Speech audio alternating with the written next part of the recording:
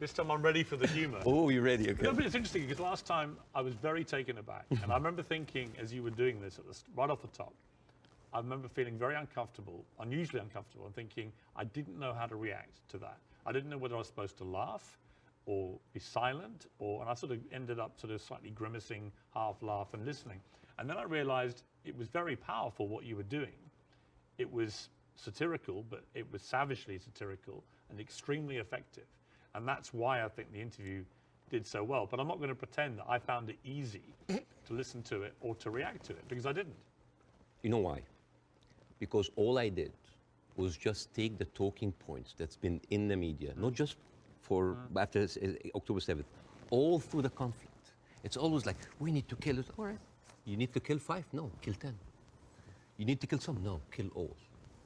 This is what satire does. It take reality, flip it on its head, exaggerate it, and then you can see how sometimes very uncomfortable and even sometimes stupid that sounds.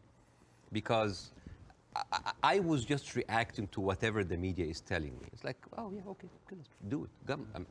There's no pushback. So suddenly, the person who's proposing the most extreme measures is like, oh, we're thinking about, oh no, that's too much. So that was like a very simple technique.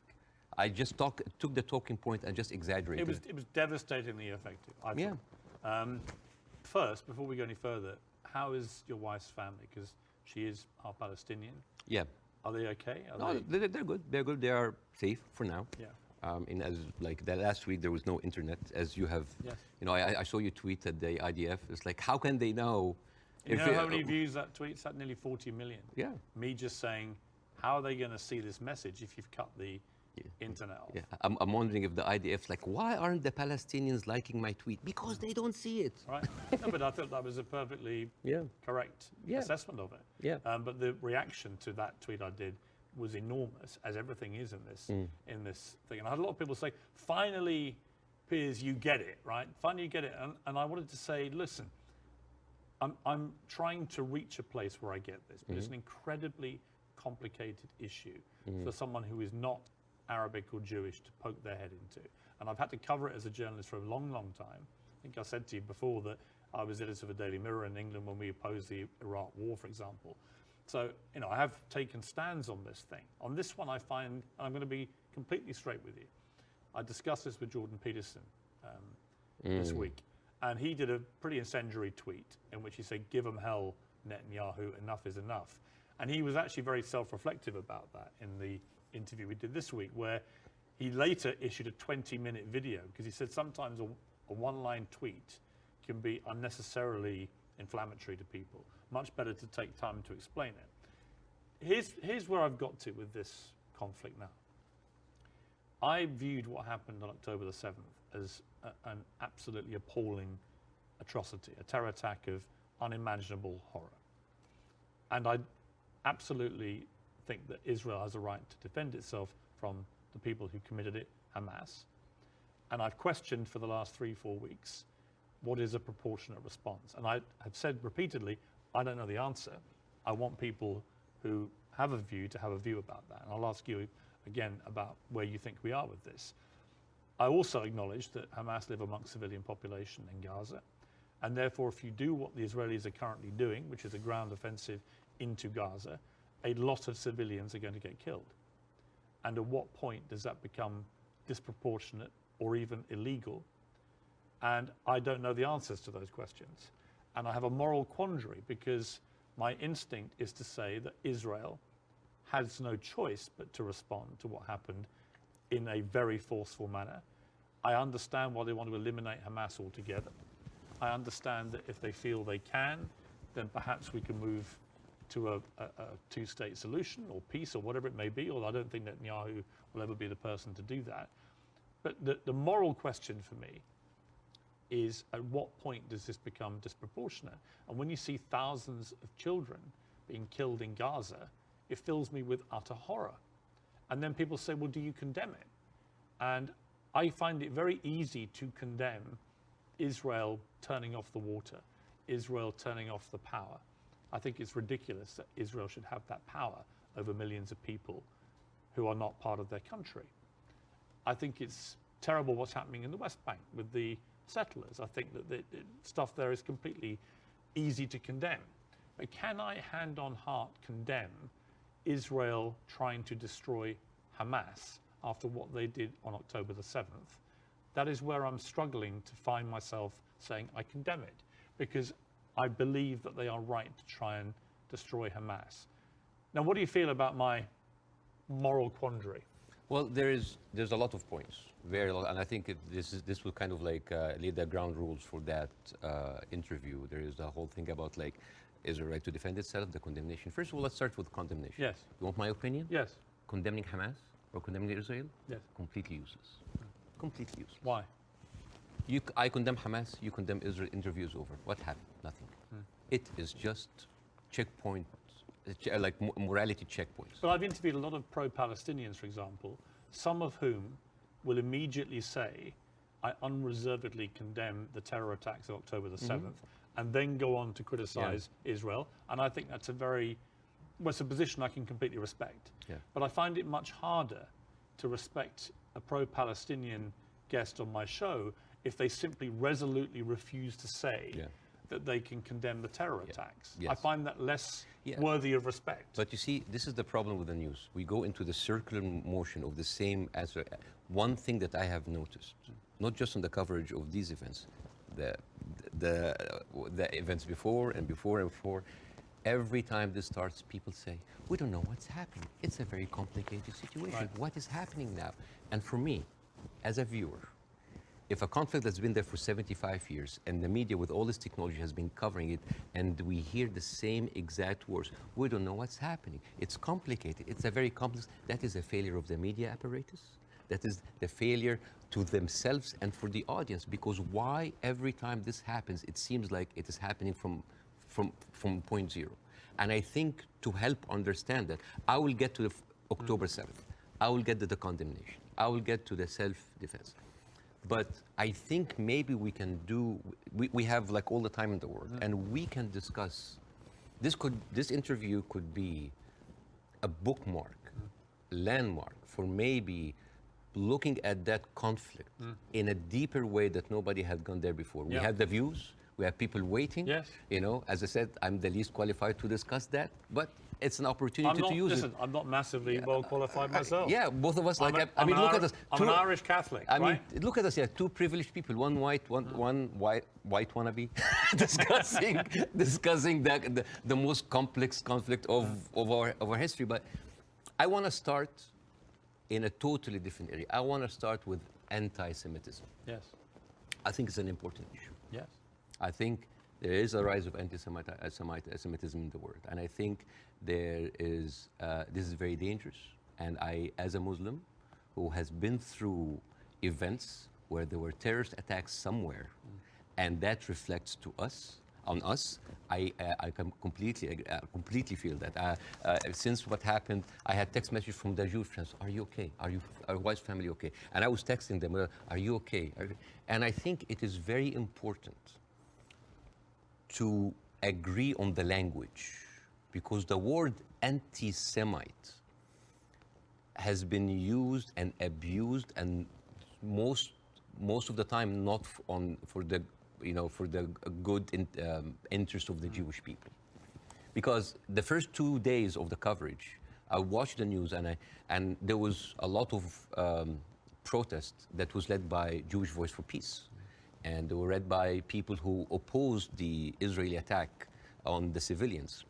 And I remember quite well, many of the Republican representatives in Congress came out and they were calling these the global intifada, the global jihad. I love it when they say jihad. They sound like a horse. Jihad. It's very funny. Or they say like, these are, and I quote, Iranian-backed jihadists. And I said, wait a minute, but most of those people are Jewish.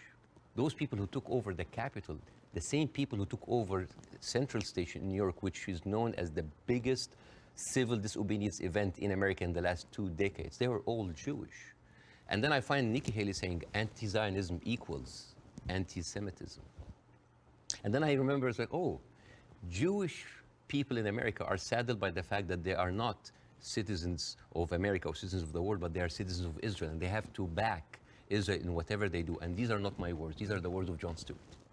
He went out and he said, and he said it is very, very important to divide these two. And what is very, very interesting. Would you compare that on that specific point to the way that people try and say all Palestinians are responsible and accountable for what Hamas do? Yes, yeah. In other words, I think you can be very critical of Israeli government and their policies and Benjamin Netanyahu and the politicians, but that doesn't mean that you have to take that criticism to innocent Israelis who may have exactly the same criticism themselves. And this is why it is very important to have these kind of discussions, because the funniest, not the funniest, the saddest thing that I saw is the people that were in so much support of Israel are anti-Semite themselves.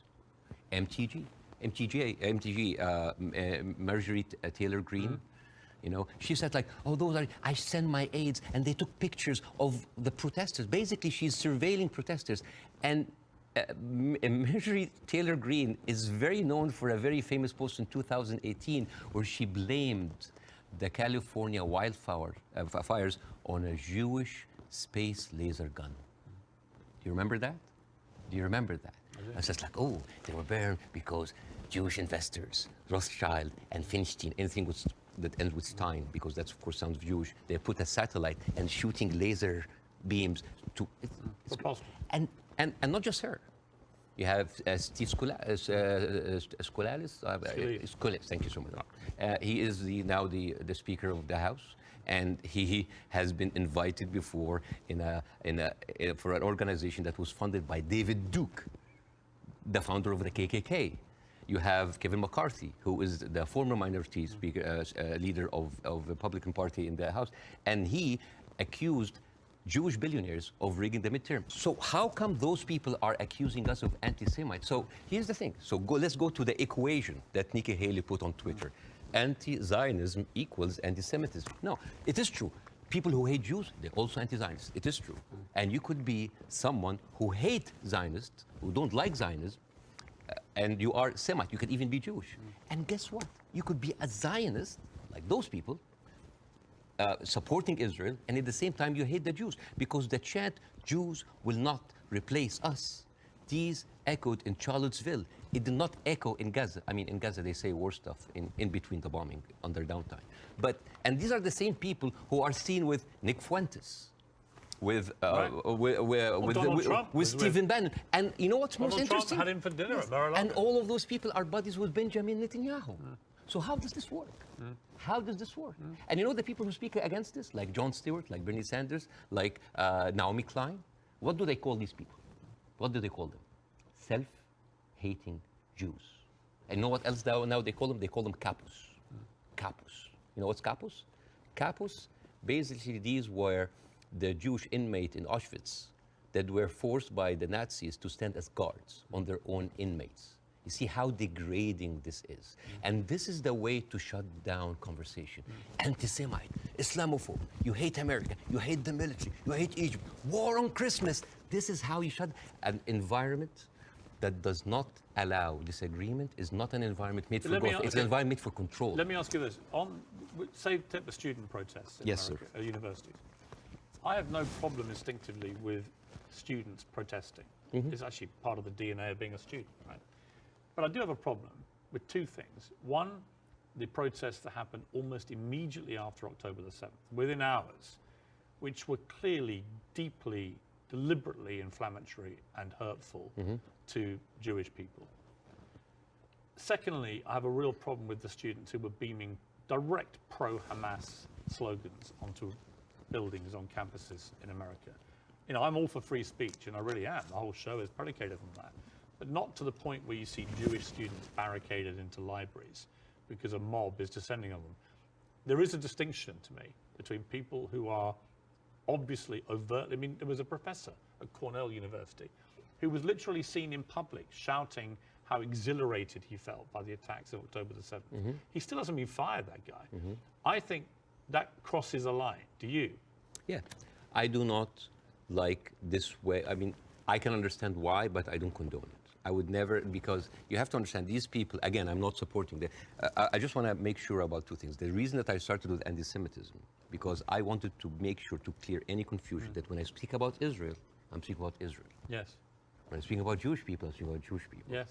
When I speak with my Zionists, I speak with my Zionists. It was very, because no, I think it was very powerful that you did that. Yeah, I have to be careful. That's the first thing you did, because I think it's really important. Yeah, but at the same time, when I tell you why does that happen, it doesn't mean that I condone it. There's a difference between explanation and justification. Those people who are exhilarated, the way that they see, this is the same reason why people were so happy about the interview. What do they see? They see Israel as a criminal state who is killing their people, and in the same time, they are supported by the international community and the American. They have no guns, they have no superpower backing them. All they have is just feeling of happiness, like, yes, our enemies that we cannot touch them has been hurt. All they can think about, that these are their enemies that have been hurt, right? I'm not condoning this, but again, like when people were celebrating terrorist attacks, you know, against Western targets. Of course, I don't condone that. But why? Because those people has been, from a very young age, what have they seen? They're not being heard by the media. The plight and the suffering of their brothers in Israel, in Palestine, in the Arab world are not being heard. People in Iraq, you know, like when America and Britain invaded Iraq, right? What the Arabs saw? It's like two superpowers are coming in on just regular people. So whenever there was like a bomb or like an attack on American troops, people would celebrate. Yeah, they're our enemies. Emotions are very inflammatory, and it is not right. But those people had nothing else. All they say is just like shout. All they say is like to rejoice. It is not right. Again, I'm explaining why is this happening, because it's like, yeah, if I cannot get you, I'm just gonna scratch your eyes. I'm gonna scratch your eyes because you've been beating me all the time, and you have the whole international community backing you up, and all I can do is scream. Is it right? No. But it is understandable. Again, it's not the right thing. But no, it's not like understandable. It's like, oh, no. But again, it is an explanation. Now, hate. And again, this is another way why this has been magnified in the media so much. What does the Western audience see? They see people rejoicing for the death of innocent civilians in Israel. This is what have the Arabs seen for years on the Arab world. For example, if you look up Sidrot cinema, this is in 2014 when Israel was bombing Gaza as usual, and the Israelis in the Sidrot, the kibbutz or the settlement, they went on a hill and they had popcorn and they had drinks and they were like watching the show and they were cheering with every rocket coming down. This is what we see. Western people didn't see that.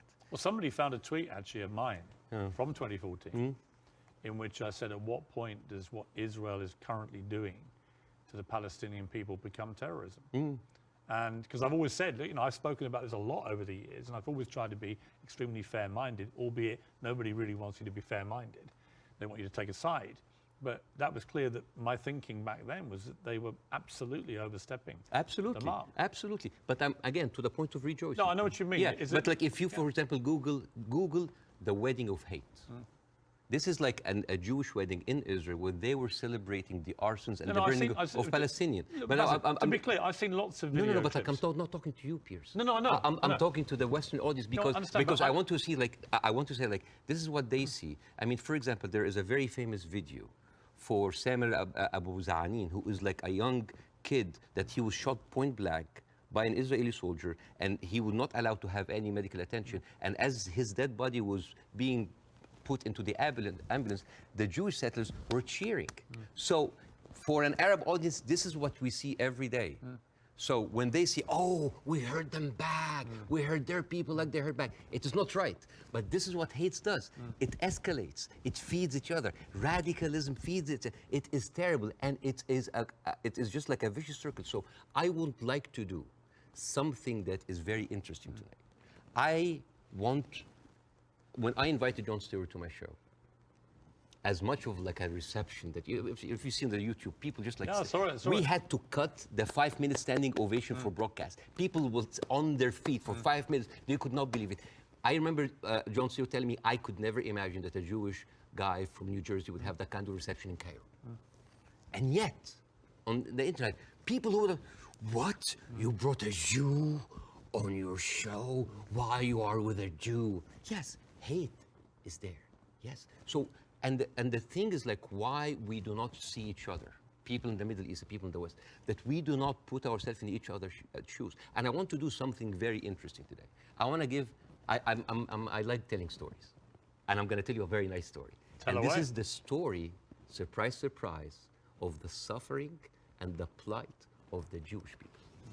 And I want to say that because it is very interesting when you see the trauma and the suffering that the people on the other side went through, you might understand why they're coming through. So this is, see this?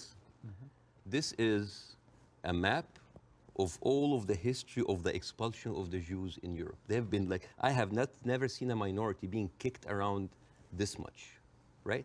And of course, this comes back to the, you know, the whole idea about the original sin, that you have betrayed Jesus Christ, the blood of Jesus is on your hand. And then comes the 11th century. At that time, Jewish people were not allowed to own land. They were just peasants. Even some of the professions they were not even allowed to participate in. But they were allowed to do one thing, usury, money lending, because it was prohibited by the Catholic Church to engage into that. So what happens when you work in money? You get richer, right? And those Jews lived in ghettos. Now, ghettos was not just like isolated neighborhoods in cities. Sometimes ghettos were outside the city. This is like how isolated they were. And in those ghettos, they have to pay gold to the mayor or the governor or the prince or the noble. So they would see, you're getting richer. I need more taxes. So they pay tax. What happens when you have a business and they increase your rent? You increase your service, increase the taxes. So what happened? The Christians started to default. And suddenly, the image of the greedy Jew was created. Shylock, merchant of Venice. If it will feed nothing else, it will feed my revenge. You know, like never did I see a creature like, you know, I can't remember that. Never did I saw like a creature that looked like a man, so keen and greedy. Confound of a man. You know, English. I messed it up. Anyways, but this was the image, greedy Jew, the greedy Jew. This was created because of their conditions. And it became worse in 1095, when Pope Urban II called for the first crusade to go and save the birth of Jesus from the unbelievers Muslim. And you know, this crusade did not kill a single Muslim. You know how many people they killed? 2,000 Jews. Because it's like, wait, the non-believers are all over there. Why don't? So they went to it's called the Crusades of the Rhineland. So they went to the Jewish community because, hey, we own the money, so let's kill them better than paying them. And then came the plague. And then all of the things like, oh, they're killing babies, who would do that to a baby, you know? And they accused them of poisoning the well. This was the kind of oppression that the Jewish people went through. Fast forward 19th century, there was like the Eastern Jew in Ukraine and Russia, and there was the Western Jews in Europe. Those people in the Eastern Jews had to immigrate because there were pogroms and they were like, you know, kicked out. And at a certain point, the people in the West, especially in England, it's like, there are too many Jews. We need a solution. A solution for what? For the Jewish problem. So it's like we need to get rid of them. And you know what? Palestine was not even in the A list. Palestine was in the B list. Because England proposed 6,000 square miles in Uganda for the Jews, 1903. And the reason why Palestine was not on the list, that it was objected by a lot of rabbis that said, like, it's a promised land, but only when the Messiah comes. But there were other options, Argentina, South Africa, Uganda, Madagascar. And eventually, they said, all right, let's do Palestine. So they went to Palestine in 1914. There was 700,000 people living in Palestine, 3% were Jewish. 1917, Balfour Declaration. Arthur Balfour, he called the Jewish people in England that they are alien and hostile race. And the thing is, the only Jewish member of the parliament, of the English parliament, Lord Montague, he objects, like, these are British citizens, we should not kick them out. So they pushed him, but it was not going fast enough. Came the Nazis. And then it was not about the solution anymore. It was the end losing, the final solution by Hitler, because he needed an answer for the Jewish question, die Judefrage. And then, as you see, the Holocaust happened, the most orchestrated, industrialized, horrible genocide in our modern time. 6 million Jews died. So it accelerated, and they went. First of all, they left Eastern Europe, and they went to West Europe, and they went to America, and they were turned down, and they were pushed towards Palestine. So by 1948, right before the declaration of the State of Israel, there were 2 million people living there. Only 30% of them was Jews. So the whole idea of like a land without a people to a people without a land was a marketing thing. They were already Palestinians. So suddenly, from our perspective, the Jewish problem is not a Jewish problem, is not a Middle Eastern problem, is not an Arab problem, it is a European problem. It was pushed on us together with the guilt because now we are the anti-Semite. Now we are the Jewish hater. And not just that, they took land. So people look at this like, why are we even, we had a lot of refugees coming in. And during that, there was a lot of, as you know, Zionist militia, the Aragon, the Haganah, all of these people were killing Palestinians. The famous massacre of Deir Yassin. You're talking about the atrocities of October 7th, it's horrible. But in the Arab mind, there is Deir Yassin, where there is an incredible movie called Tantoura, Tantoura, where the Israeli members of those militias, they talk about the atrocities that they did, including opening up the pregnant women bellies and having bets if the boy inside is a boy or a girl. It is one of the most horrific, and they talk about it, some talk about with regret, and some talk about with pleasure. We did that, right? So you have even King David, I think your Prime Minister, Mr. Sunak, was there. And if I was British, I would question this. Because as you know, King David was bombed by the Aragon militias. 91 British soldiers died. I don't know, if I was British, how come my Prime Minister would have the nerve to stay in that hotel? I mean, you know, the ghost of the 91 British soldiers, that must be haunting for them, you see?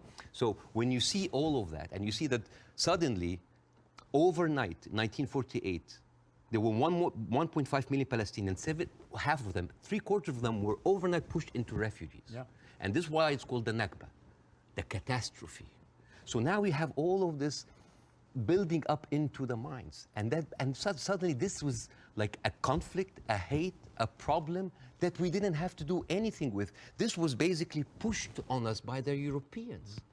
You see? So this is why it is important to say that. And I'm not saying that just like, oh, let's wipe out the State of Israel, let's like push them in the sea. No, but it's important when you talk about the conflict, that you talk about the root causes, right? No, there was like a vibrant Palestinian culture happening over there. And right now they are erasing this culture. Suddenly I'm thinking of like Israeli feta cheese, Israeli hummus. Oh, that's an insult. Israeli hummus. Come on. I mean, take the land, but leave the hummus, man. I mean, come on. I mean, that's not fair. You are someone who's always spoken against culture, cancel culture. Right now, a whole culture is cancelled. Let me ask you this. Jonathan Friedland is a top Jewish journalist for the Guardian newspaper. He wrote a very interesting column last week in which he said, at the root of all this, you could argue you have two sets of people with just cause, and they believe passionately in their just cause.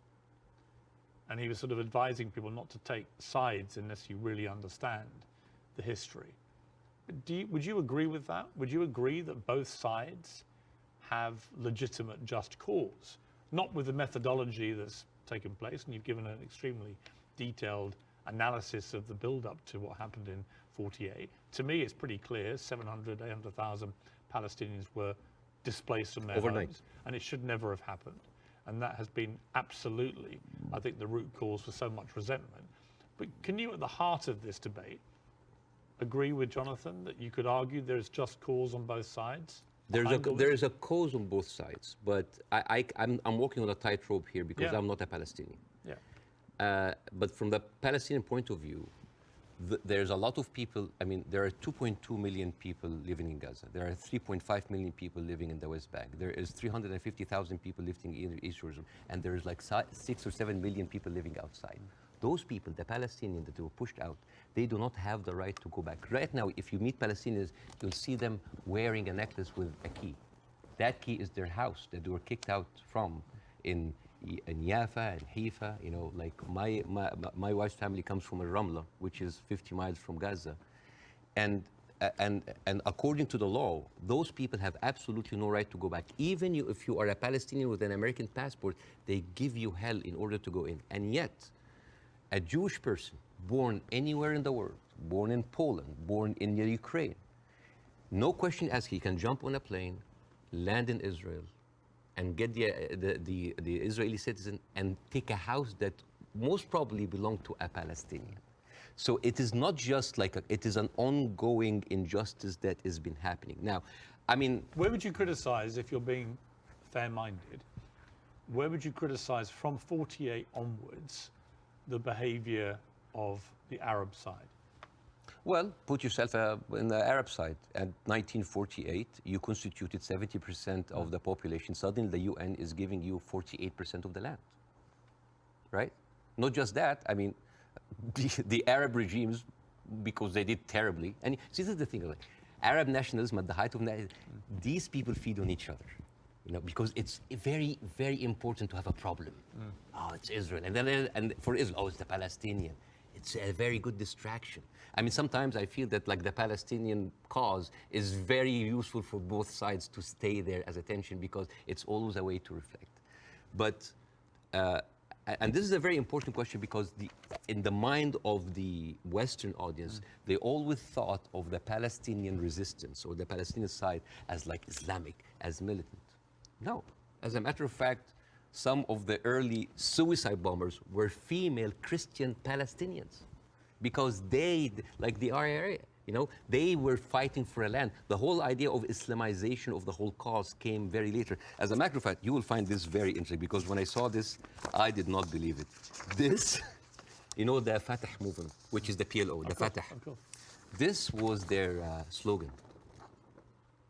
Can you see? You see there's a crescent, a cross, and a menorah. And they say unitary, democratic, non-sectarian. So basically in the 1960s, Fatah were basically marijuana smoking tree hugger hippies. And yet that didn't work, right? And the thing is, I always hear that like Arabs were giving for so many chances for peace. That is not true. As a matter of fact, all along history, Israel didn't give an inch of land by peace. 1973 war, they gave back Sinai because Egypt like initiated the war. 2006, they went out of south of Lebanon because of the resistance they have. Even the disengagement of Gaza, they didn't do it out of the goodness of their heart, because they had too much casualties. And even the Oslo Accords, the peace treaty, the one that Isaac Rabin and got the Nobel Prize for, they did it because of the Intifada. So what is the message that Israel is giving to the Arabs? I will never give you anything with peaceful resolution. You will always have to fight for it. Do you not think that, for example, I mean, Bill Clinton feels this very strongly, that there was a great deal to be done, and Arafat, just in the end, having indicated the whole time that if we got to this place, there would be a deal, just walked away. That was the closest that everybody came, and that actually, I mean, could Clinton have done any more than he tried to do then? I am not, again, that's why it's very important to have people who are much more qualified than me to talk about this. But two things I can say about that. Number one, the whole thing about the Oslo Accord, there was a video for Netanyahu who was talking to the settlement offer 2001, and he was bragging about sabotaging. He was talking to us like, I sabotage it, like there was going to be no peace. Yeah, you've seen that, right? Yeah. And in that video, if you remember, when he was saying like you have to hit them hard, 2001, no Hamas at the time. They were talking about the Palestinian Authority. We have to hit them, we have to kill them, we have to make them feel the pain. And then one of them says like Bibi, but wouldn't America kind of just like, so what? The American public is easily manipulated. 80% are with us. It is absurd.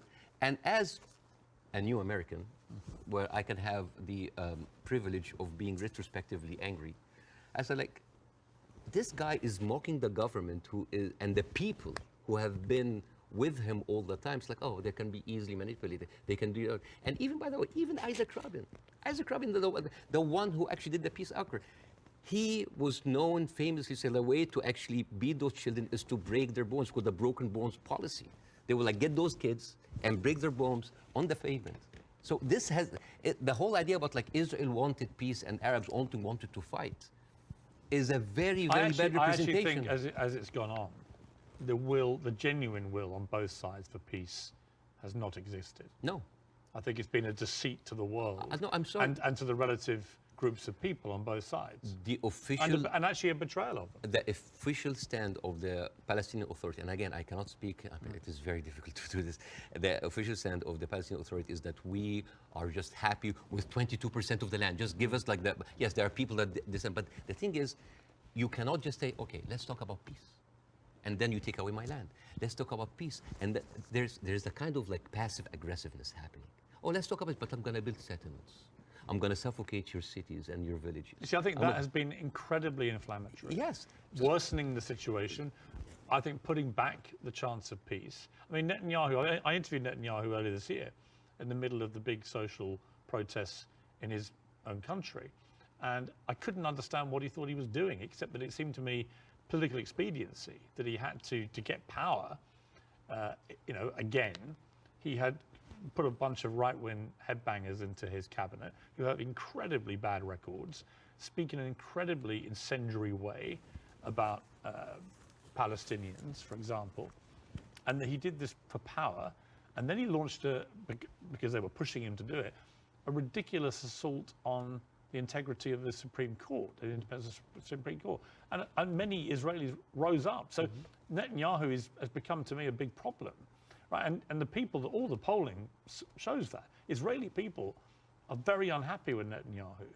I don't think he's ever going to actually want to forge peace. And in fact, I think he was instrumental with Hamas in wanting to keep them in power because he felt that that would create the split with the Palestinians, with two political groups, and that would be good for Israel. And it was leaked in a Likud conference in 2019 that he was bragging about giving Hamas money because this is a way that we can keep Palestinians divided. And yet, so we'll never have one. So this is a guy who was... But look, we can agree about Netanyahu, I think. No, right? But not just Netanyahu. There's a book... And I would say most of his cabinet. There's a book called The Fear of Peace. It's by Moshe Zimmerman. And he's an Israeli historian, and he said, like, the average Israeli citizen does not have a vision of peace. Because for 70 years, this is a country that has been... The military, the war has been going on for, they have been expanding because of war, the military is taking over. So the whole idea of peace is not even there. It's not just Netanyahu. Like you have, I remember you have interviewed Naftali Bennett. Yes. And I think you tweeted that like that was like a very kind of reasonable take. Yeah. I don't think I said reasonable. No. Yeah. But like this Naftali, he went after Queen Rania. And he called up shame on Queen Rania. No, I didn't say reasonable. I just said this. I did a fire emoji. Yeah. I just said what he was saying. Yeah. I mean, I was going to ask you about Queen Rania, and let's ask about since you've raised it, because Queen Rania accused the West of a glaring double standard. She said it's the first time in modern history there's such human suffering, and the world is not even calling for a ceasefire. So the silence is deafening, and to many in our region, it makes the Western world complicit. Now. Other people said, well, okay, if you feel that strongly, why aren't you taking in any Palestinians? Why is Egypt not taking Palestinians? Why does the Arab world want to constantly attack Israel without actually offering any place to go for the Palestinians? And what do you say to that? That is exactly what Israel wants. And that is exactly what actually starts Third War III. This is the war solution. These are Palestinians, these are their lands, and then suddenly take them. Why? So they've been basically kicked around from their homes, and now another country should take them? You see what will happen? Imagine this. Now, and because Israeli official has been talking openly about this, it's like, why don't they just go in Sinai? Why they go? You know what would happen? Those people are going to be pushed in Sinai, and with any population, 2 million people, they are living in refugee camp. What do you think will happen? Unrest. Chaos. And then after a few years, the Western media will come with their cameras like, oh, look at those Arabs. Oh, they're killing each other. Oh, Israel is good that they got rid of them. And then they will go to the West Bank. And suddenly those 3.5 million people push into Jordan. The whole idea, why does Jordan take them? Why does Egypt take them? The same question. Europe has 44 countries. Why don't they take Israel? America has 50 states. Why don't they give them Florida? I mean, we seem to complain about Florida the whole time. Why don't they just like give Israel? The whole idea was like, oh, you're Arabs, you're all the same. No, no, no. Because what will happen then? So Israel will move into Jordan? That's like, oh, Saudi, why don't you take the Jordanian? So this is not a solution. This is not a solution. Listen, I hear you. I'm not taking a position Yeah. either way. Let me ask you directly. But I want to say something about what Queen Radia said. Okay. The whole idea about like the West. Yeah. I think that in 3 weeks, Israel morally corrupted the West like no other. I think the West will have a lot of time to recover because for years, the West has been telling us, oh, look, we're liberal. We're all about human rights. All are equal. Adopt our values. And then suddenly, well, you don't want to even to cease. We don't want to even tell Israel to stop. And suddenly we wake up and we found McDonald's are giving free meals to the Israeli because like nothing will make you feel better after killing a bunch of Palestinian kids than a Happy Meal. So let me ask you this. They have a toy. So this brings me to Hamas, okay? So what Israel will say, because they say it to me every time they come on the program, whoever from Ehud Barak to Naftali Bennett, whoever it may be, they say, look, we suffered such a catastrophic terror attack on October the 7th that we have decided we are going to get rid of Hamas. There are 40,000 or so Hamas terrorists in their eyes who need to be got rid of. And I do believe they're terrorists. Only terrorists can commit the kind of act of terrorism we saw.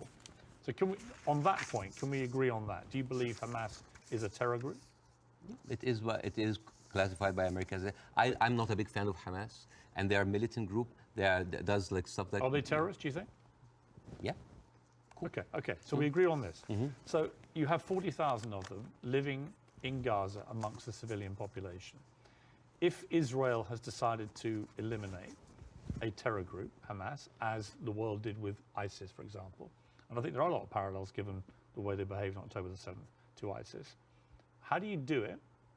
How do you do it if you don't do it the way Israel is currently trying to do it? Exactly not the way that Israel does it, because if you have one of the most advanced military powers in the world, and it takes you 3 weeks, 9,000 Palestinian civilian death, 21,000 injured. As we are talking right now, Israel just bombed Jabalia, which is a known refugee camp. This is not self-defense. You know, like one of the most questions, like, does Israel have the right to defend itself? This is a no-value question. This is a no-value question. Well, I would ask a different point. I would say, not only do they have a right to defend themselves, which every country would after a terror attack, right? But they actually have a duty and responsibility to their population to try and stop that happening again to them. They've been doing... And I do understand, and I agree with that. Yeah, but here's the thing. If it takes you all of that time, all of these civilians, to take out a few hundred guerrilla fighters... We don't know how many of the people who died. We don't know. It doesn't matter. Yeah, but Basim, you don't know and I don't know. We don't know, but right? like... We don't even know if the casualty numbers are correct because they're all coming from Hamas. And we should, and we should believe Israel? No, not necessarily, no. No, I don't believe either side. But here's my problem with Israel. But here's my point. I don't think we should assume that we know these statistics are correct. I don't think we should assume we know exactly how many children are being killed. We do know a lot have been killed, so the moral argument remains the same. But we don't know how many Hamas terrorists have been killed in the last 3 weeks. We just don't know, do we? So basically, we're dealing with a very incompetent military force that has been sucking America dry for years, and then they cannot do the job. But how else do they get rid of Hamas? Not like that. How do they do it? I don't know, but not like that, because they've been trying. You've got to have another. They have. First of all, I'm not a military expert. Second of all, they've been trying the same thing for years. They go in. This is not an eye for an eye anymore. This is an eye, a limb, a life, a house, a neighborhood, a whole population for an eye. They don't sit. I mean, your friend Ben Shapiro that you particularly despise. Oh, I love Ben Shapiro. He's very smart. Oh, yeah, but you've been very critical of him, and that's fair enough. I'm sure he would be of you. But when I asked him about proportion, he said I don't care about a proportionate response. So let's kill civilians as Hamas did this, so we are going to get rid of Hamas. But it's not in his eyes. It wasn't eye for an eye, tooth for a tooth. It was this group of terrorists did this, and we are now going to rid the world of these terrorists. And this is very important to look at things in context. When you see how Israelis talk inside their community, there was a very famous post by Uriel Eritzol. He is the speechwriter of Netanyahu. He said, "What is so horrific about understanding that the whole Palestinians people are our enemies? All of them are enemy combatants. We should kill them, kill their mother, destroy their homes, the homes that they raised those snakes, so no snakes will be raised in this house anymore." And this was reposted by Ali Chaket, which is the minister of, wait for it, justice. It's not about Hamas anymore. It is not about Hamas. They can tell you it's about Hamas, but it's not about Hamas. It is basically, they have said it many times, Piers. This is a way to kind of push them into Sinai. This is not about eradicating Hamas. This ship has sailed. I am sorry, but like, anybody who still believes that this is about Hamas is stupid, because See, I don't agree with that. Really? No, because I think... But why there... I'll tell you why I don't agree. There are like 100 people I think killed any in Gaza. country that suffered the kind of terror attack that Israel suffered, with the kind of death toll that occurred that day, 1,500 plus people, grandmothers, kids, young women being raped, kidnapped, beheaded, it's been reported, and so on. Well, you can raise an eyebrow. I mean, they found a young woman's skull, right? But what about the babies that were beheaded? Well, there was a report, and you and I had this discussion on air. You falsely quoted me, and I wanted to clarify that with you in person. You thought I'd said that 40 babies had been beheaded. So what did you say? I never said that. What did you say? I said it's been reported that 40 babies were killed, some of whom had been beheaded. That's what I said. Yeah. Totally different. Yeah. It's a very different... Well, it is different. Yes. Do you accept it? English is a second language, so they're different things. Of course, yes. Between saying 40 babies have been beheaded and 40 babies have been reported to have been killed, including some where are those who were beheaded. Babies?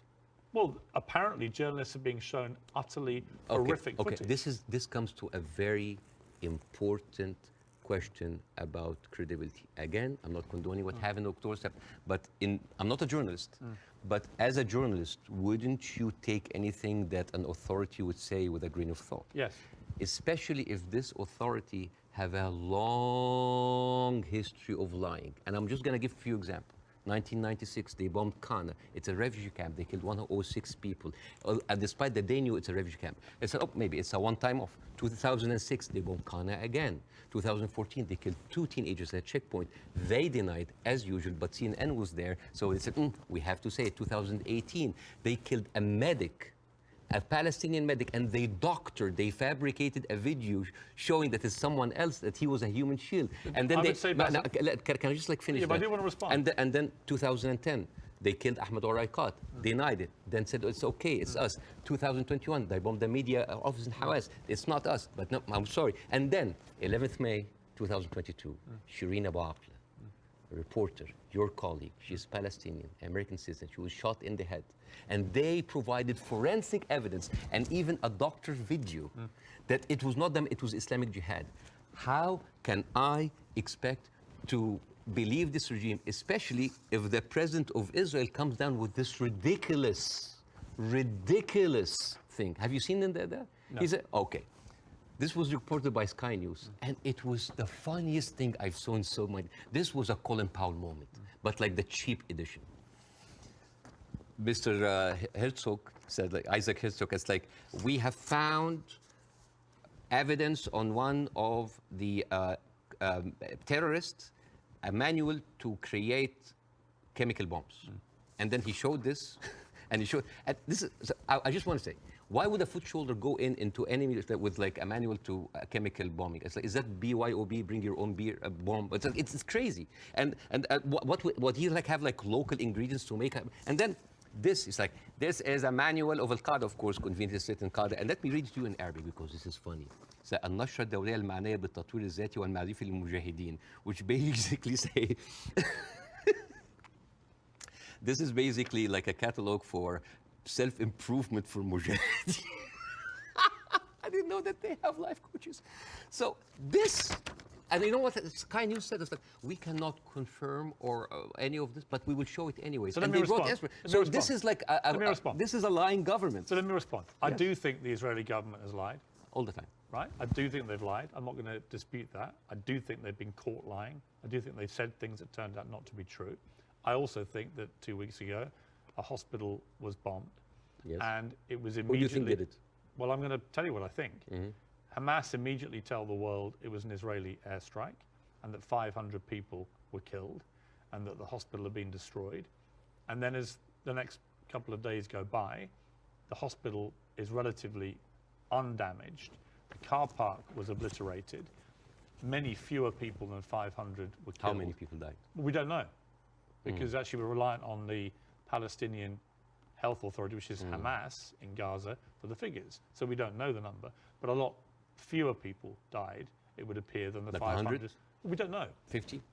Either way, it's appalling, but it may not have been anywhere near as appalling as was first said by Hamas. But here's the point.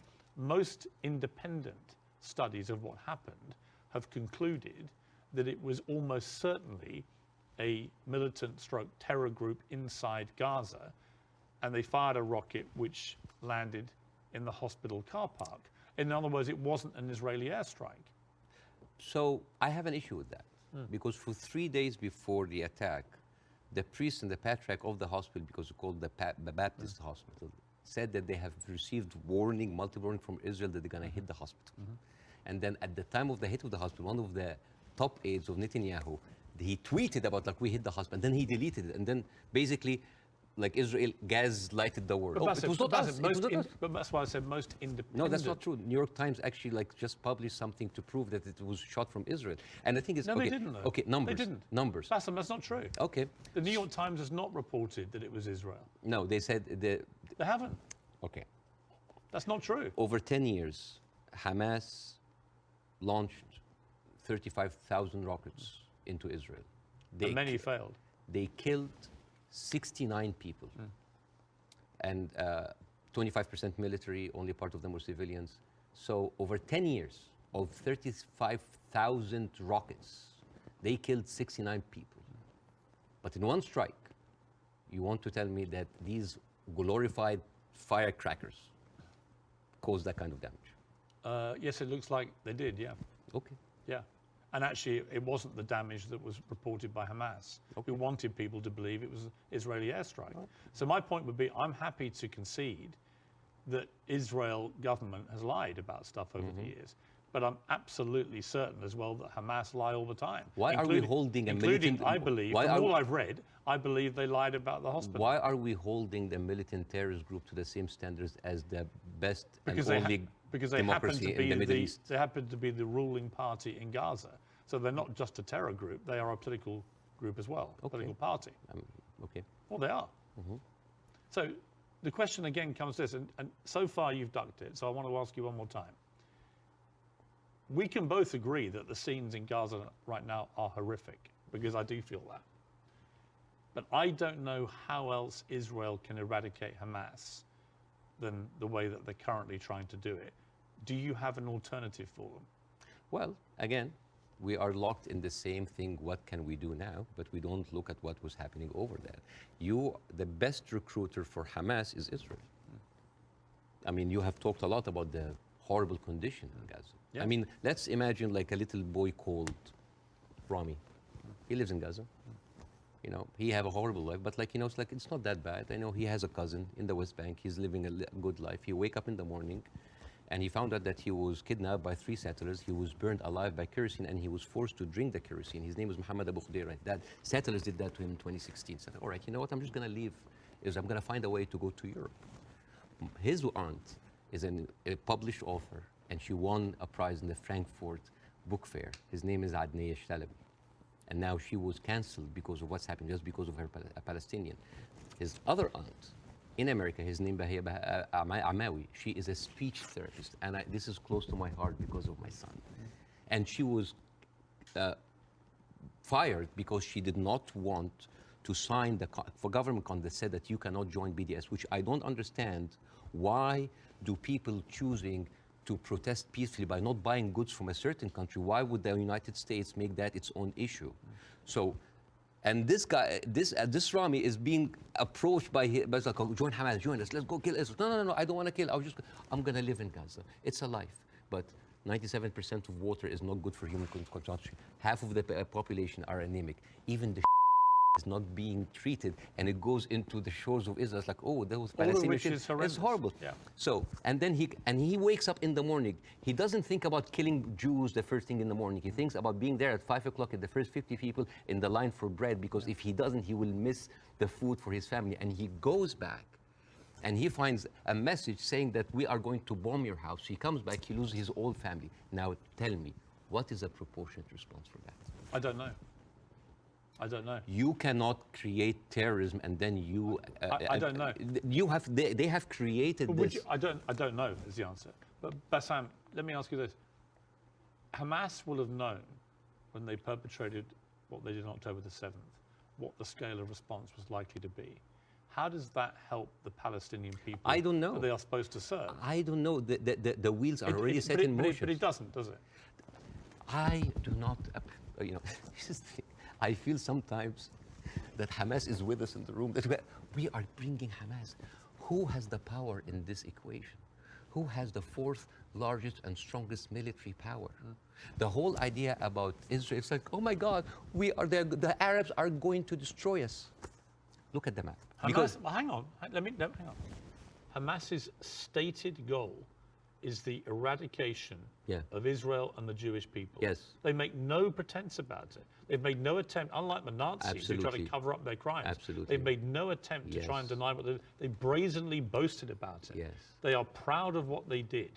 Right? And they will have known, again, the scale of what they did on October the 7th would have prompted this kind of response, which would have led to thousands of innocent Palestinians getting killed. And my question for you... I wish the 7th of October never happened. Right, but every time something you say happens. Hamas is everywhere. Well, yeah, actually all roads, all roads on this particular part of the crisis, and I accept it's been going on for 75 years, this conflict, but all roads in this crisis lead to Hamas and what they did. And not necessarily. Because all roads goes to the condition that created Hamas.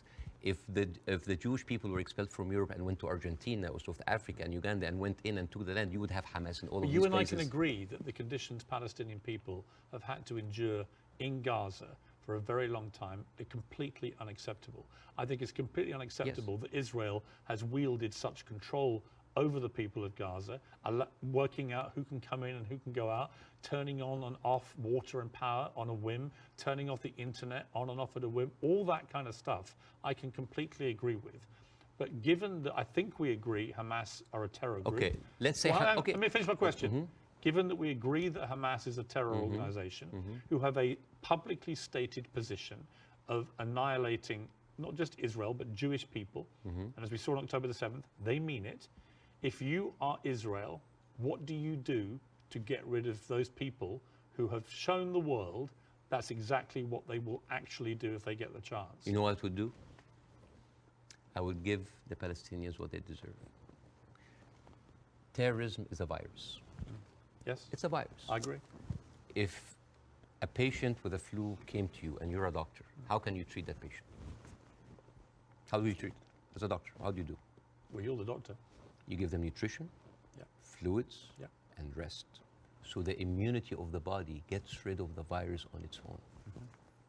If I received that patient with a flu and I took a sledgehammer, it's like, why are you not getting better? Do you think that patient will get better? No. You are weakening him. You are making him worse.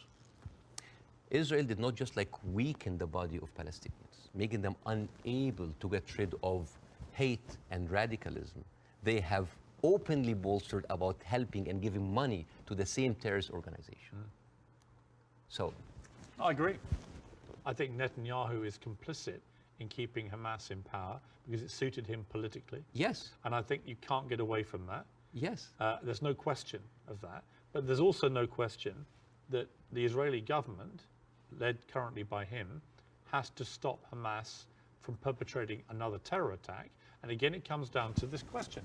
What do they do to get rid of Hamas if it's not what they're doing? I don't know. But as an Israeli citizen listening to this, how come that my prime minister bragging about giving money to the terrorist group that he is using right now to eradicate a whole group of people and yet using them as an excuse? Isn't that weird? This is like Tony Blair being found giving money to Al-Qaeda or ISIS and then going to fight them. How does this work? How does this work? I agree. How does this work? but I agree with so you. Yeah, it's a terrorist attack. And Israel is funding them? I mean, this is in the words of Benjamin. This is the thing about Benjamin Netanyahu. He brags about that stuff. So this is a circular question. Yeah, but yes, I agree with you. Hamas is to blame. Who created Hamas? Who's helping them? And who is allowing for an environment for that kind of hate and destruction of Jewish people to aspire? And the thing is, there's something very important to the Western audience here. They think that Israel is a small, tiny country between a hostile Arab countries. The biggest military power in the Arab world is Egypt. They have a peace treaty. Their neighbors, Jordan, they have a peace treaty. Saudi Arabia, Emirates, either have full relationship or on the way of normalization. The only people that, even Syria is not they didn't launch a single bullet. The only two crutches that Israel has is Hezbollah and Hamas. A few militant, thousands of militant. Is that really formed an existential threat, especially if I know that over 13 years, only 69 Israelis were killed? I would say. Would that really wipe out Israel? Is Israel that weak? I think if you have two groups of people who are ideologically wedded to your destruction as a state and as a populace, and you're constantly firing rockets, as Hamas have done for over a decade now, then that cannot be acceptable.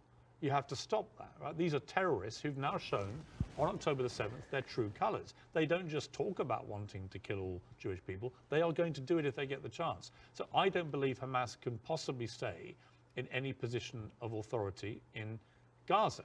I think that would be ruinous for not just the people of Gaza, but also for Israelis. So if you're going to get rid of them, which many people think on both sides is inevitable and should happen as a consequence of what they did, the big question is, how do you do that? And I don't know any other way other than the way Israel is currently doing. Hence my personal moral quandary about this. So if a terrorist takes over the Empire State, instead of taking him out, we bomb the whole Empire State? Well, that's the question, isn't it? Proportion. That is not even a question. Well, that was not even a question, because that would be ridiculous. You talk about the normalization of the region. I mean, the theory that I most buy into, supported by recent, I think, Wall Street Journal reporting, that hundreds of Hamas terrorists had gone to Iran for training before this attack. Okay. It had obviously been very carefully organized, and so that is, I think, highly likely. But if you're Iran, and you're looking at all this normalization, and you're looking at Saudi Arabia being next, this is your worst nightmare. So a perfect time to commit an atrocity like this through your proxy of Hamas. Again, I'm not a political expert to know what is the background, but let me tell you. It's a likely theory. Is Hamas justified? Is all of the horrible conditions that Palestinians are living in, is that a justification for Hamas doing what they did in October 7th? Good. Do you think so? Of course not. Right. So we're agreed. No, of course. So let me ask you the question a different way. There is no justification what Israel is doing now. No Hamas, no terrorist attack justifies this. Well, because you have been there. No, but you have been there. You have stood against the Iraq war. Yes. And that is too much. Yeah, but here's the difference. You are killing a whole population. No, here's the difference. I didn't stand against them for that reason. I stood against the Iraq war because I did not believe we had seen evidence that Saddam Hussein had weapons of mass destruction. So we were fighting a war against a country and a despotic leader which had nothing to do with 9/11, as they were trying to claim. It was actually a lie perpetrated on the world, and the consequences were disastrous. 1 million people died. I mean, over 150 British troops died. My brother served in Iraq and could have been one of them. You know, the whole thing was a fiasco, a deadly fiasco. It led to the rise of ISIS and all the hell that came with that. So, you know, yes, absolutely, I fought that campaign against that war, and I wish I'd been successful. But the singular difference here is no one is disputing, least of all the Hamas themselves, that they perpetrated this attack. And I believe Israel has a fundamental right and a duty to defend its people from them doing it again. So if we can agree on that as a principle of a country that's had that kind of attack and how you deal with it, the question then becomes, how do you eradicate the people who did it?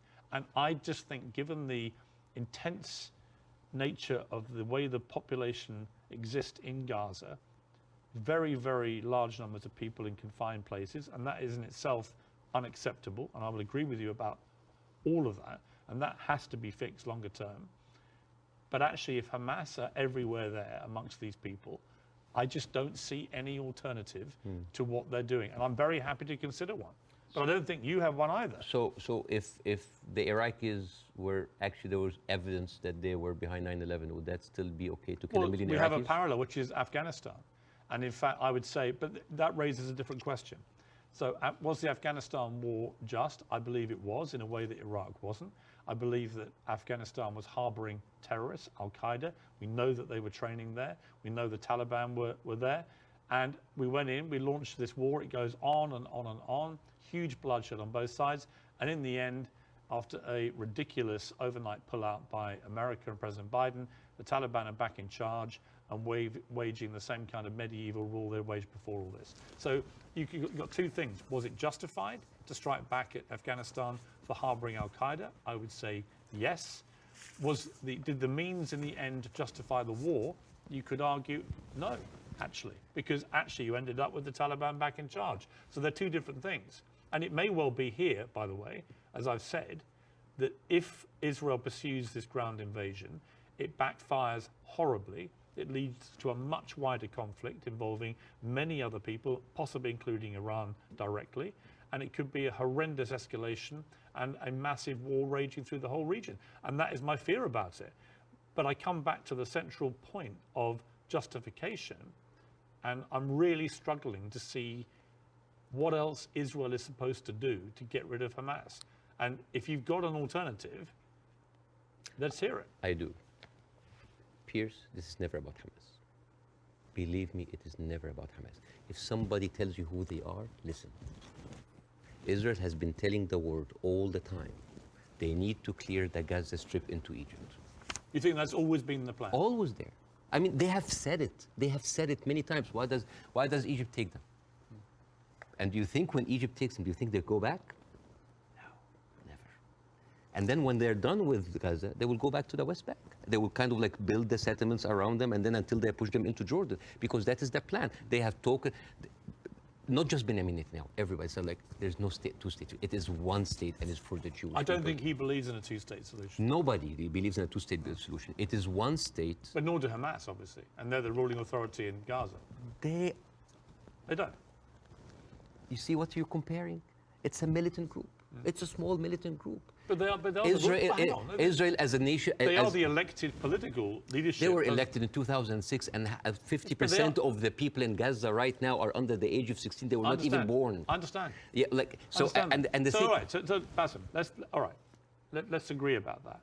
But that's the circle. It's Hamas, I understand. It's Hamas, a circular firing squad. Hamas. I know, but okay, let's move forward. Oh yeah. Let's assume somehow we get to a place, possibly at the instigation of countries like Saudi Arabia and others getting directly involved, where you get to a place where Hamas are removed, and I don't quite see how that happens without enormous further bloodshed, but let's assume they get removed.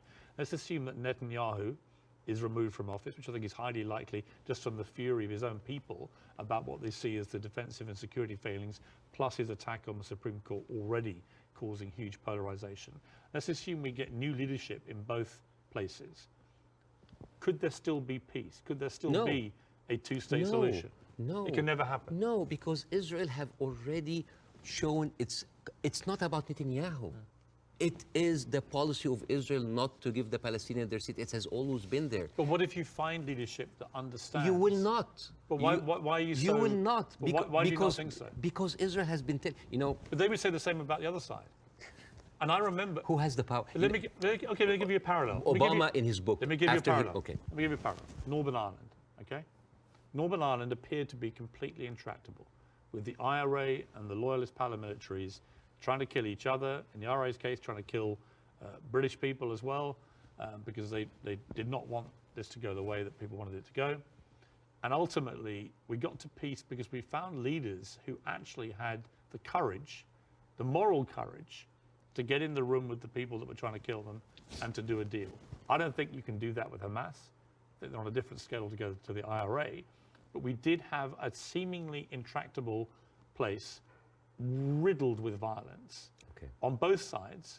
And eventually, we got peace. Do you not see there's any chance of doing that here? No, not with Israel. Obama, after he left office, he wrote in his book, the problem with the Palestinian-Israeli conflict is that one side is extremely powerful and one side is extremely weak. There is absolutely nothing to oblige that strong side to give anything.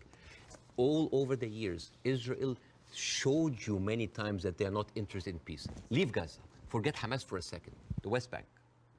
What have they been doing in the West Bank? The illegal settlements did not stop a single day. No, they no. Are and it's completely wrong. yeah, but the thing But is, it's wrong. I agree with you. But you see what they're doing in the West Bank right now? They are creating little Gazas. They are creating little Gazas. Yeah. And until they are like squeeze them. It's completely wrong. There is a hilarious documentary called The Wanted 18. It is like an Israeli-Palestinian co-production. And it tells about the incredible story about the residents of Beit Sahur. It's a Palestinian town next to Nazareth. And they said they don't want to depend on the milk coming from the kibbutz. So they bought 18 cows. 18 cows. And they didn't know how to milk the cows or have a cow farm. So they were like engineers and doctors. So they sent people to kind of like to learn how to do the farm. So they bought the cows and they started to produce milk and they started to sell the milk to the villages. The Israeli authorities were not very comfortable. So one day the military government came in and was like, those cows, and I quote, constitutes an existential threat to the national security of the state of Israel. You need to get rid of them. And the movie goes about like the hilarious attempts of hiding those cows between the butchers and the houses. And in one scene, a cow is actually running and the Israeli soldiers are like running behind it and they corner it and they corner it and they're about to kill it. And you know what did the cow say? You didn't fall for this, cows don't speak. Yeah! But you know, it actually said something. You know what did it say? It said Hamas. But anyways. But you see, this is the ideology of the Israeli ruling party. They are not interested. They're not even allowing you to get your own cows. I mean, I want to discuss something that is very important because we have been talking about Israel being a democratic state, a secular state for all of its citizens, including its Arab residents, right? Wrong, Yes. wrong. 2018, there was a resolution that was offered in the Knesset that say that Israel should be a state for all of its citizens. That seems basic, right? That resolution was not even allowed to be discussed. It's like, wait, why? And the rebuttal was, Israel being the state of all of its citizens would threaten the character of the Jewish state. There is, I have a friend of mine, his name is Andrew. He's Palestinian Christian, they do exist. And his family comes from a town called Tarshiha. As many Palestinian towns, these would like, you know, had another Israeli town called Kafar Vradim. It is a left-leaning town. They voted against Netanyahu by 70%. And they announced an auction to sell houses. And then they noticed that most of the applicants were Palestinians. They canceled the auction. Why? Because in each Jewish town, there is something called admission committee that can decide who can live in this town. Sounds like Jim Crow for me. And then they canceled. And you know what they say in the reason? They say, Kafar Vradim welcomes all citizens of Israel, despite the race, gender, or color. However, the majority of the town would like to preserve the character of the town as being Jewish, Zionist, and secular. How does this go together, secular and Jewish aside? You know, and this brings me to this picture. This is a very famous picture. You know, remember this picture? I'm sure you've seen it. Yeah. This, for the people who don't know, this from San Augustine, Florida, 18th of June, 1964. This was a white-only motel who wanted to defy the law and jump into the hotel. This guy, he's the owner of the hotel. His name is James Brooke, and he was pouring acid to scare them out of the hotel. His neighbor said that James Brooke was a victim because he was just following the law. And you know what James Brooke said? He said, it's not like I don't like black people. I just don't like them in my swimming pools. Now, if an official said that, wouldn't you say that this town has kind of a systemic racism? Yes. This quote was not said by James Brooke. It was said by Deton, the head of the Galilee municipality, when he said, I don't like Arabs. I don't just like them in my swimming pools. The town of Nazareth Elite, 2010, the Arab Christians in the town, they requested to set up the Christmas tree next to Nazareth. This is the birthplace of Jesus. And you know what they said? We cannot have it because non-religious, non-Jewish symbols would offend Jewish residents. But this comes back to what you were saying at the start, which is about the hate on both sides. No, I'm not talking about the hate. I'm talking about this shining example that Israel won't tell the world that we are like the Western world. We are secular. I don't know if you know this, but they're not just like secular, like Christians against their own Arab. I'm talking about like Arabs with Palestinian, with Israeli identity. I'm talking about them being even racist against their own people. 1950, Yemenis immigrants that came from Yemen, and they were in the transition camp waiting to be transferred into Israel. Their kids were taken away from them and given to white Ashkenazi Jews because they were not white enough. But Bassem, what would happen if a Jewish person went to Gaza? Why would they go to Gaza? And exactly. Even I wouldn't go to Gaza. Exactly. That's my point. Yeah, it's a dystopia. Who would? But like, but I'm just. So it's not just. You're raising points about Israel, making out that somehow they're as bad or worse. No. But what's going on there? Hamas has ruled over yes, the Palestinians in the most oppressive way imaginable. Absolutely, but you know what? Hamas never claimed that they are the only democracy in the region. They never claimed that they are secular. They never said that they adopt Western tradition. And they definitely, they did not use that lie in order to carpet bomb a whole country. Okay. Now here, I want to say one example, and I'm going to leave you. All right. Israel, you think that Israel will like, by the way, the whole thing about the Yemeni children, you can find it in New York Times. It's called like the lost children of Israel, the forgotten. But even when Ethiopian people were immigrated to Israel, Ethiopian Jews, women then report, 2013, that is not like 50 years ago, they reported that they were given against their consent and without their knowledge contraceptive shots so they wouldn't reproduce because they are the wrong color. Israel is a racist, apartheid country that is projecting this shiny example of secularism and democracy for the people so people can accept whatever they do because they look at Palestinians as lesser people. This is the whole point. This is the whole point. And I would like to quote Winston Churchill. He had a quote that say, I don't believe that we have made a great wrong to the Red Indians of America or the black people of Australia because they were replaced by a higher race, a stronger race, a more world-wisely race. This is why Queen Rania is criticizing the West. This is why we here said, like, where are your values? Because this is the crux of the problem. It's not Hamas. It's not Palestine. It is people looking at us as lesser human beings. Bassem, I don't dispute the characterization that a lot of the Israel administration look upon Palestinians as lesser people. Otherwise, they wouldn't. They even look at the Ethiopian Jews and Yemeni Jews like less. I wouldn't dispute that. I want to quote you to end this. No, why would you end this? Don't end this. We'll be talking for 2 hours. Why not? At some point, we're having an amazing time. We can do another interview.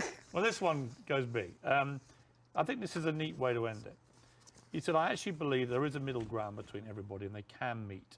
I direct my criticism for the extreme of each one of them. That was you, Bassem Youssef.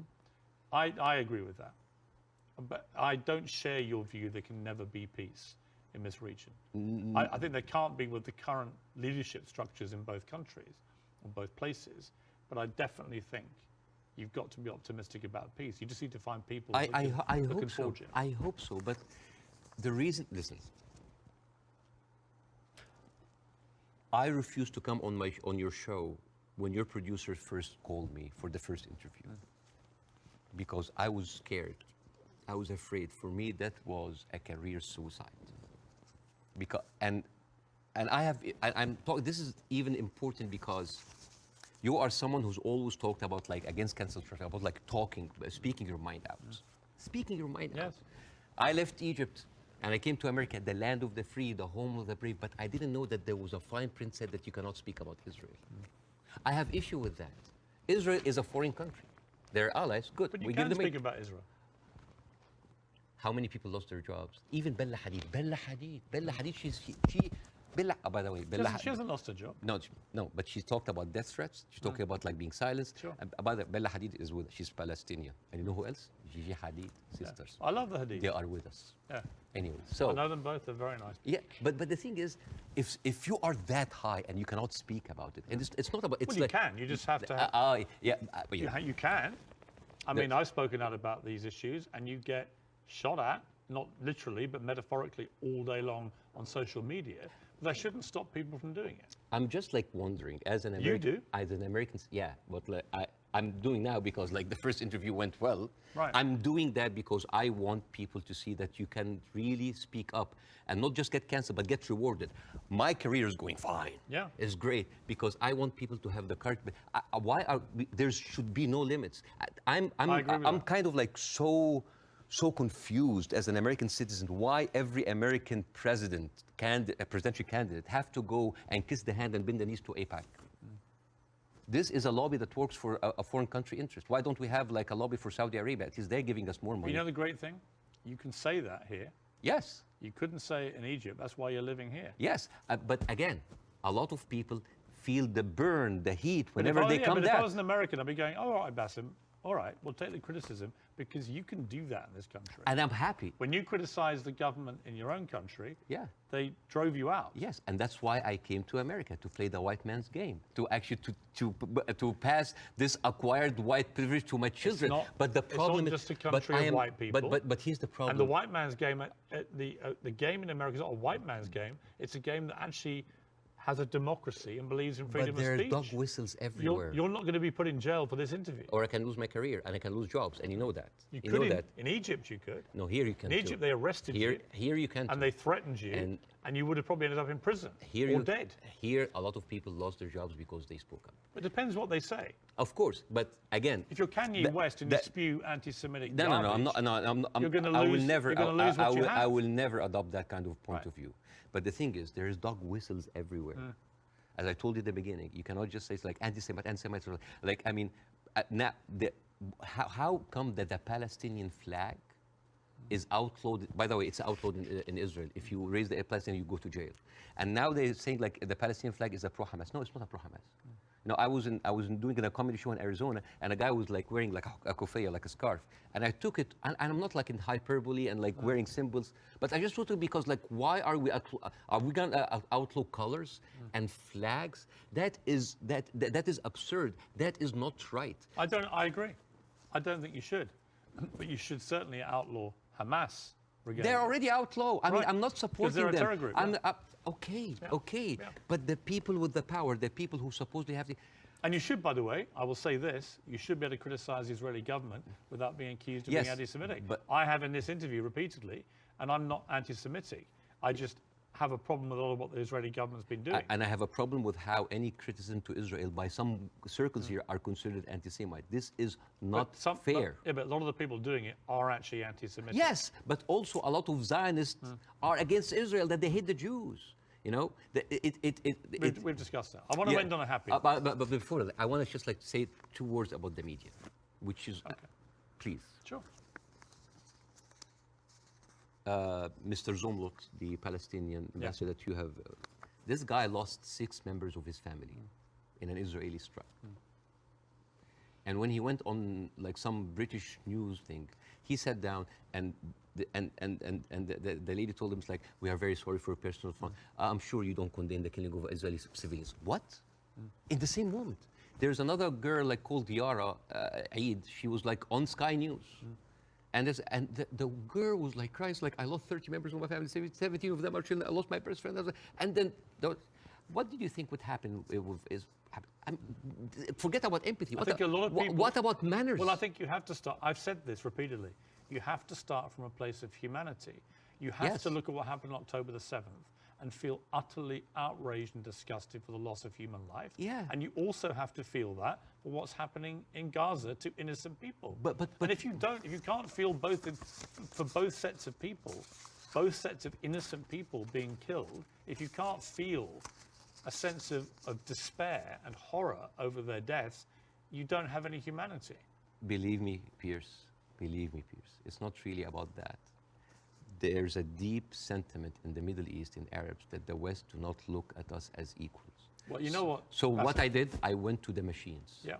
And I asked ChatGPT simple questions. Do Israelis deserve to be free? And you know what they tell me? Yes, Israelis deserve the right like any other people. And then I asked the same question, do Palestinians deserve to be free? And you know what they tell me? It is complex. It is a sensitive issue. Well, it's not complex. It's not sensitive. The Palestinian people should be free. Yeah, but And they even the machines let have... me finish. And they should have exactly the same rights to freedom and freedom of expression and a way to lead their lives and to water and to power and to internet that Israelis have and we have here in America and we have back in my home country of the UK. And I want that for the Palestinian people. We've got to end it there. Okay. Mainly because I've worked up a hell of a All hunger right. in 2 hours of interview, and you have brought your wife's cooking. So, okay, Hala. So tell me again how I do this. Okay, so basically... Take a piece of this, You- put you- it in you- the olive oil, Yes. which is from the West Bank, Yeah, from the West Bank. and then a little bit of this, Yes. like that. Yes, yes. This is like amazing oil coming from the olive tree. This has come from the West Bank. Since 1967, Israel have actually uprooted 800,000 olive trees, just to... That is absolutely delicious. I know. Please thank your wife for me. Thank you. Wish her all the best and her family, particularly those who are obviously in Gaza. It's been great to see you Thank you so much. in America. Let's do it again. Let's do it again. Let's keep talking. Yes. I honestly think the way through this is people keep talking. Yes. Good Thank to you. see you. Thank you so much.